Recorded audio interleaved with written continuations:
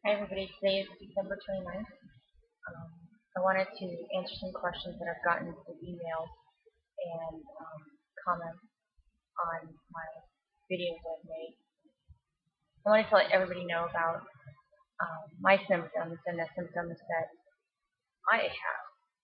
I basically have little ocular symptoms. I do have a little bit of double vision.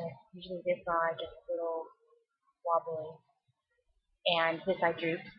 I also get my palate falls, and when that does, I have water draining out of my nose, which is really bad when you're doing something that water shouldn't be draining out of your nose. I also have problems hearing in my right ear, since the right side's a little bit harder to maintain. It's hard to talk, and it's hard to swallow. I have a lot of trouble swallowing, and I aspirate on my saliva. And one of the first signs that I really notice when my Mestinon is wearing off is I lose my voice. My voice is the first telltale sign when I get tired or when it's wearing off. But I try not to get to where I'm tired because I've taken a Mestinon, which a lot of people that I have talked to don't take half as much as I do. But I am not going to be. I don't want to play the victim to where I'm at home doing nothing. So I take a little more Mestinon, and I am weaning myself off slowly, but that's one thing that I choose to do. I also have trouble breathing, and that's another sign that my Mestinon's wearing off. I just can't catch my breath, and I feel my throat is collapsing, the trachea and the esophagus.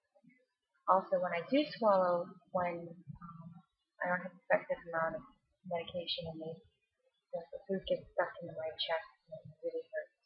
And nothing you can do until it just goes down, which is very painful.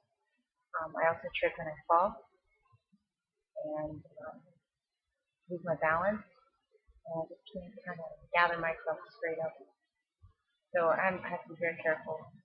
And, since I've been weaning off the Mestinon, I have had a couple incidents, and I just got a cast off my left wrist, and I have a cast on my left foot.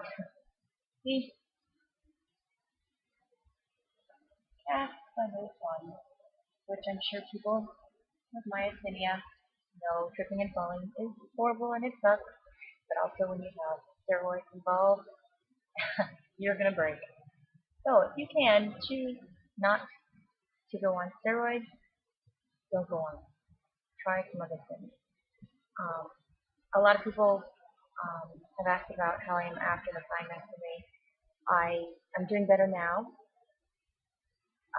but there's some things I've learned after the thymectomy that I wish I would have known before to help with the course. When we have our thymus, up until the age of 8, it's our effective immune system, and it produces T cells and B cells, and it provides antibodies for different organisms that affect and attack our body. But as adults, it should not be there. It should be non-existent. We shouldn't have tumors or cysts or overgrowth of the thymus.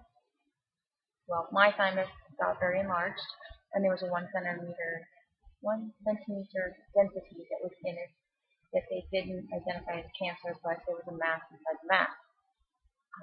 My 10 centimeter mass was removed, and after you have the thymus removed, you tend to have what they call an immune body rebound, because our bone marrow then starts picking up the course where the thymus left off, which is producing T cells and B cells, and they do they make the antibodies. So when the thymus is removed, they go into overdrive trying to promote more antibodies, same antibodies that the thymus was making, and it takes a couple months or even a year for the body to realize they don't need that antibody anymore because the thymus is not there. And so the neuromuscular junction is still getting flooded with these antibodies. So doctors, after our thymectomy, they prescribe steroids to counteract this immune response, which is suppressing our immune system. There are different theories that the reason why we have made these antibodies, sometimes is it's not just the antibodies that are there.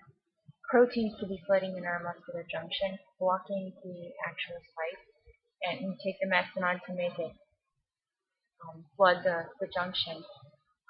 If you have a metabolic disorder, which there are different reasons why we have myasthenia. Everybody's a little bit different. It could be an antibody that has not been identified. Doesn't mean you're not making antibodies. It could also be, that's what seronegative is. I am a seronegative myasthenic patient. My dad has myasthenia also, but he makes antibodies. He might make a couple that makes him have myasthenia. But just because we're seronegative doesn't mean we are not making antibodies and that we are not going to respond just as well as everybody else. So some of the studies that they have out there, I don't think they got as many of the population as they should have, because I'm not in a study. They're not studying me. My dad has myasthenia, and if that was the case, they would have the true gamut of what is actually going on with myasthenic patients. There's so many different variables out there. But I do not believe that suppressing our immune system is the key to curing our bodies. I think we should look into boosting it with vitamins. There are deficiencies that we can have to create these problems. If we don't have a vitamin, a mineral, or a protein that is getting broken down or utilized, then we don't have that cascading effect that makes everything work. So I suggest everybody get tested for your vitamins, especially vitamin D and B, because I have found since I've been taking that, and selenium is another key thing for especially myasthenics, because half the time we have a little thyroid problem involved in it too. It kind of goes through the hand, Hashimoto's. So you might want to look at that. Selenium is a great thing, and you should take more than they say on the bottle. And just look it up on the internet and see about selenium, vitamin D, vitamin B, and also magnesium. Magnesium is another thing that you should be taking. I have found also that increasing my Mestinon has given me less symptoms. I want to be able to walk and talk and be just like everybody else. And I choose to take more Mestinon. I find playing around with our Mestinon, because doctors can tell you, oh, this is what you should take, and this is what you should take, and this is what you should take. But if you're the one taking it, you know when it's too much, and you know when it's too little. Because if you take too much, it's just like taking none. So you back up. Next time you take 30 more, 20 more, however you want to work it.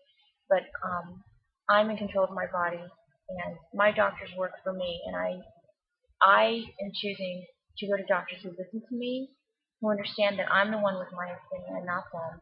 And some of them don't believe that I have myasthenia because I am so strong.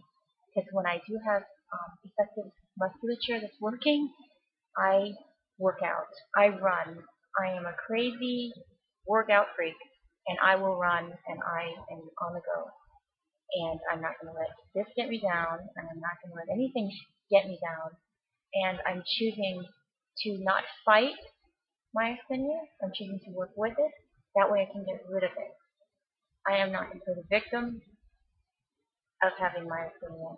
I am going to work with it, and I'm getting rid of it. And I hope that all of you out there can choose to work with it.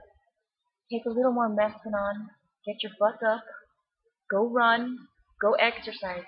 The more we use our muscles, the more we will be able to use them or have them available when we really need them, even though they're not working quite well. We can make things happen if we choose to, and I'm choosing to. I'm going to make another video, but there's some thoughts that I just wanted to get across to you, and that is to take charge of yourself. Get up and exercise. Lose the thought that this is controlling you. I don't let it control me. I control it, and I take a little more Mestinon, and I'm getting off the steroids. I'm tired of breaking. I hope this helps people, and I'm going to make another one because it's only 10 minutes.